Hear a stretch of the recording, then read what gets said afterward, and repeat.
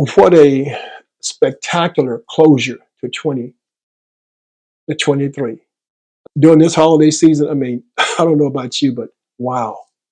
This year went out with a bang. We celebrated Thanksgiving, and we'll be honest with you, I don't think I got a chance to finish chewing my turkey, burping, if you will, before Christmas was right up on us. I mean, it's like it was the next day. I mean, things just moved so fast.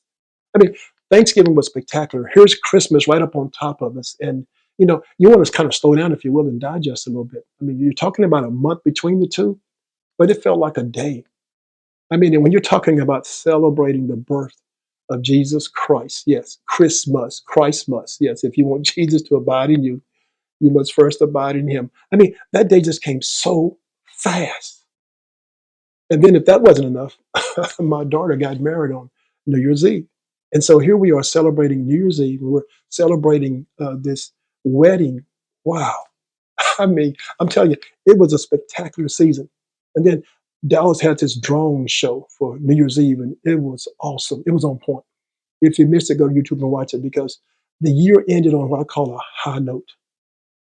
Ready or not, that's the way it seemed, ready or not. Wow, here we are in 2024. I told you my daughter got married. And so it was like a mini reunion, if you will, seeing some of the family and some of our friends that we hadn't seen in a long time. But they were all celebrating this beautiful union between two young people. And that's just so awesome. I had this little speech I was giving and I had went over it several times. And so I was ready, but I got sidetracked. And so I'm not going to read my notes. I just started winging it. And so I really didn't get to what I really wanted to say. And what really needed to be said was this right here, that when you get married, make sure you find someone who's more saved than you. Yeah. All the vows you can say, all the money you can bring to the table, all that stuff is great. But more importantly, you need someone who's more saved than you. Someone who's going to champion your cause to remain saved, who's not going to hinder your walk with your Lord and Savior Jesus Christ. That's what every marriage needs. You need a man and a woman becoming a husband and a wife before they hitch up, if you will. And they need to be saved. They need to be competing on who's saved the most, if you ask me, by giving and serving and loving and submitting and just really just enjoying their lives together and not letting anyone else get in. I mean, that's what needs to take place.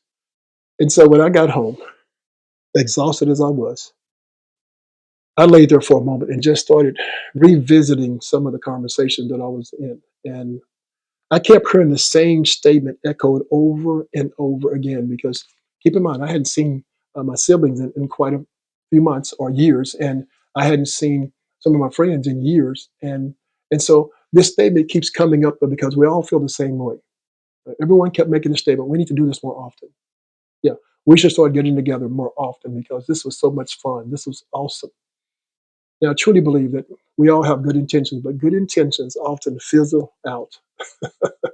And you get months and years in between them before you come back together again. Now, I don't think no one's trying to lie. I just think when you look at the statements are just simply broken promises or are empty promises that just simply go unfulfilled. But let me tell you why. I think the reason why we have what I call empty promises is because we play down relationships. What am I trying to say? We play relationships small. Just think about your best friend. Think about how you take your best friend for granted.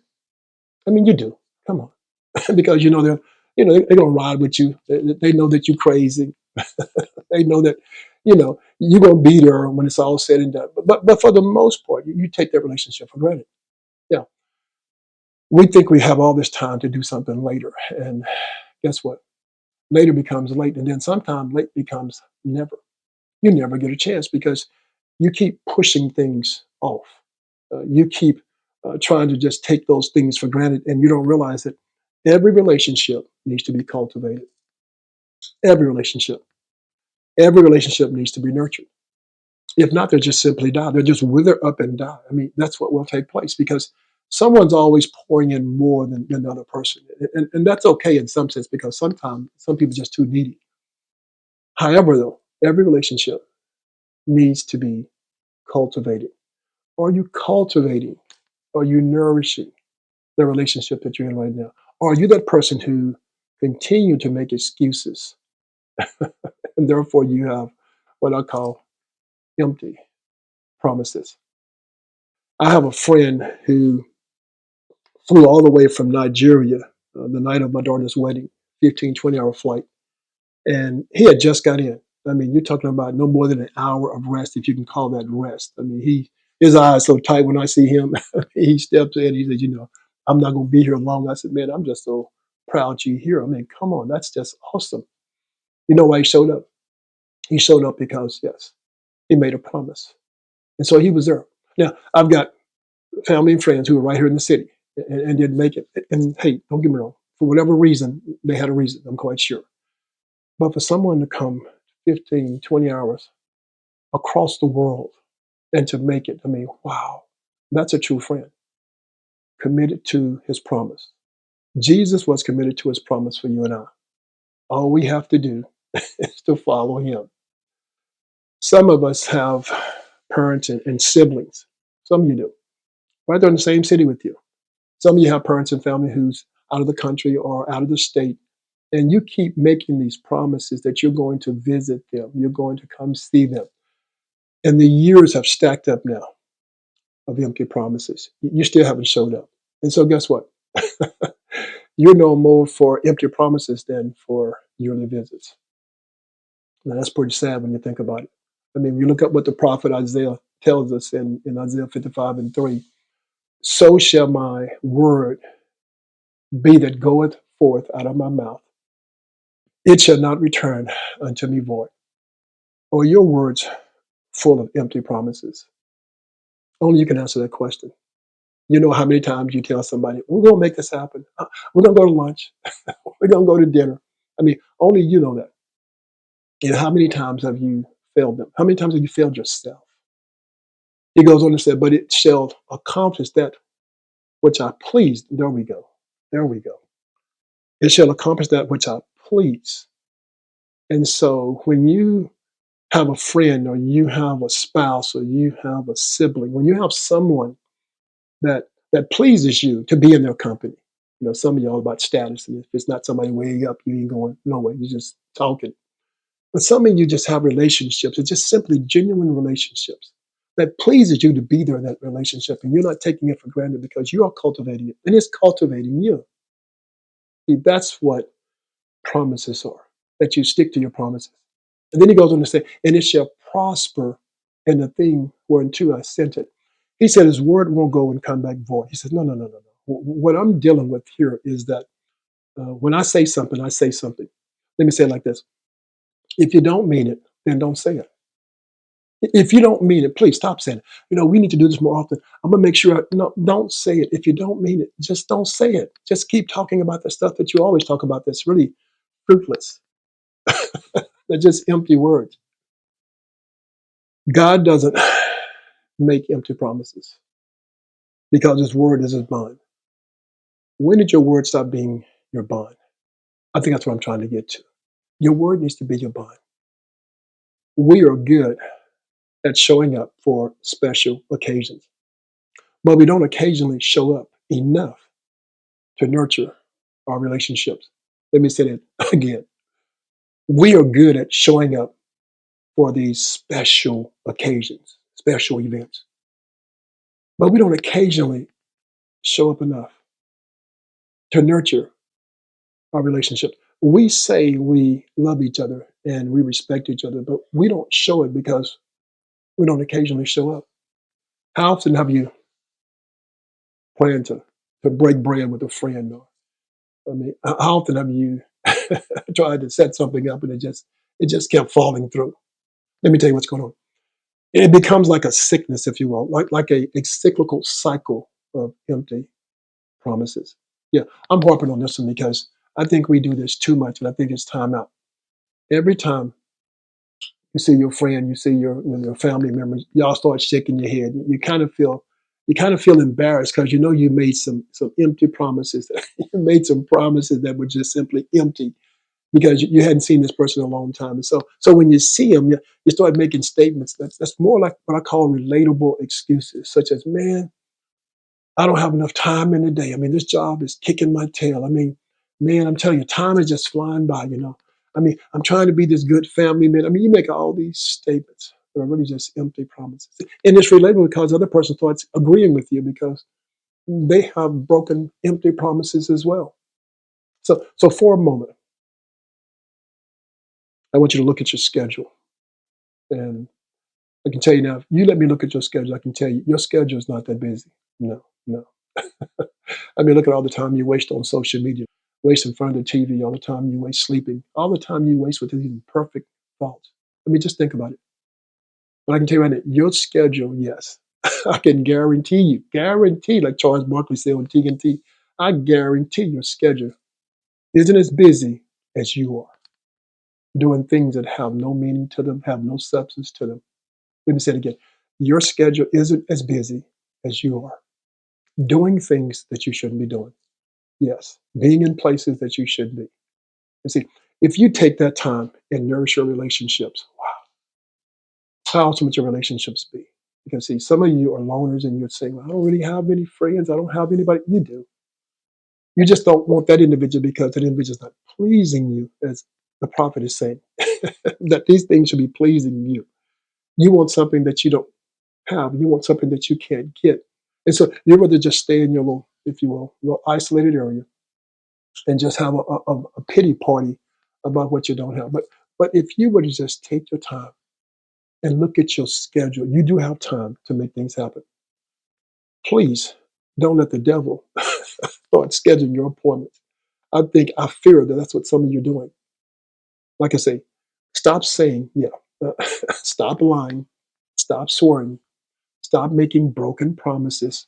Yeah, just stop all that stuff. If you're going to make it happen, make it happen. If you can't make it happen, then just back up off it and leave it alone.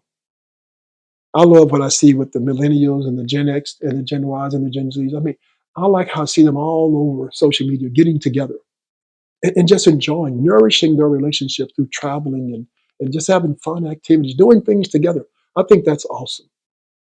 And as we've gotten older, we don't do that. We just make these excuses. Yes, we make the empty promise statement, and then we make excuses of why not. And I think it's time out for that.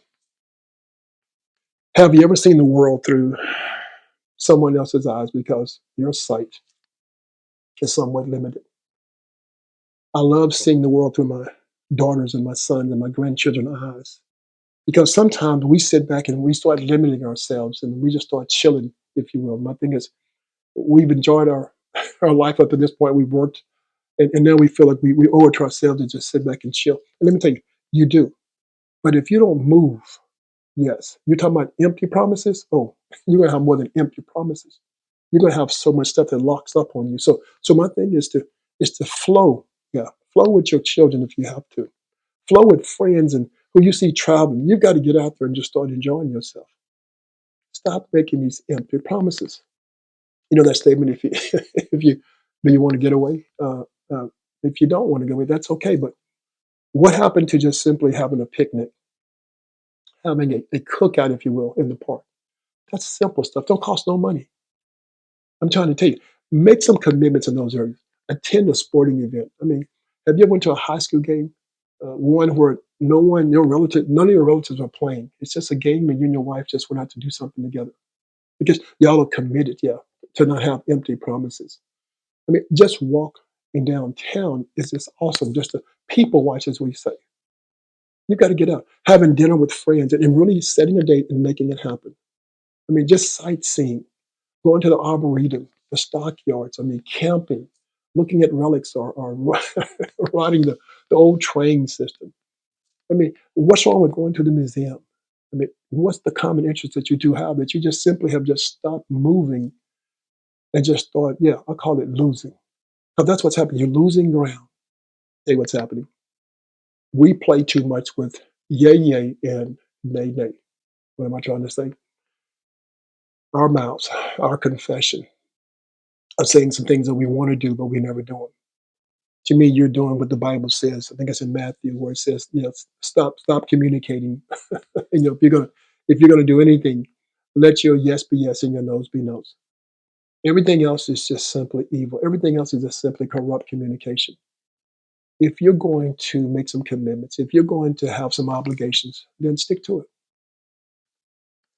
You know, when someone is speaking, giving a presentation, they start saying words like those are called fillers. And what I call those are empty words. Yeah, with no obligation. They're just kind of pausing to get to the next statement, if you will, in their presentation. That's what empty promises look like. They look like fillers. It's like comfort words. I'm going to say this, but I really don't mean it. I'm not really committed to it. That's where you are. Our good memories, and boy, I have so many good memories from 2023 and going into 2024. But our good memories comes from good relationships that we've nurtured along the way. And so if I were you, I would make sure that I'm busy cultivating my friendships. I would make sure that I'm really pouring into family and friends. And I would start by making sure that my word, yes, was my bond. That I don't want to make any more empty commitments, empty promises. I want to honor all my promises. Aren't you glad that Jesus Christ gives us a guarantee in Romans 10 and 9? He doesn't give us an empty promise. He gives us a guarantee. And all we have to do is confess and believe with our mouth and heart that Jesus Christ is Lord and that God has raised him from the dead, and we too shall be saved. Now, see, that's where everyone should start. Yes. I'm telling you, this year, 2024, get rid of all your empty promises. Start honoring your promises, your commitments. Just make that a challenge to yourself that this year, I'm going to make sure I hang around people who are more saved than me, to that they will support my walk in Christ. I'm going to make sure that I honor all my promises, all my commitments, because I'm not going to put anything on my plate. I'm not going to have a moment. I'm going to have a successful moment, a successful season. So the next time you see your family and friends, yeah, you won't have to hold your head down. And by all means, please, those of you who have made commitments to see your family and friends and you haven't seen them for years, this year make it happen. Yeah. Get yourself out of the empty promise column and start making sure that you do yearly or monthly visits, whatever it takes to close the gap between all the time that you've lost.